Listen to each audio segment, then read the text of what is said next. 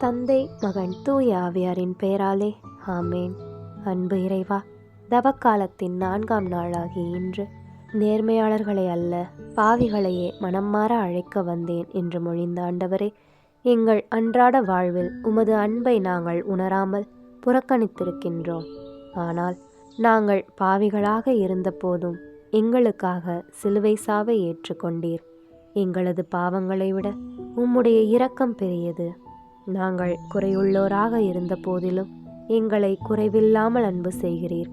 இத்தவ காலத்தில் நாங்கள் உலக போக்கை விடுத்து உமை நோக்கி நடந்து இயேசுவின் பாடுகளையும் அன்பையும் உணர்ந்து பாவங்களை களைந்து மனம் மாறி நிலைவாழ்வின் விருந்தில் பங்கு பெற தேவையான ஞானத்தை தந்தருள வேண்டுமென்று உம்மை மன்றாடுகின்றோம்.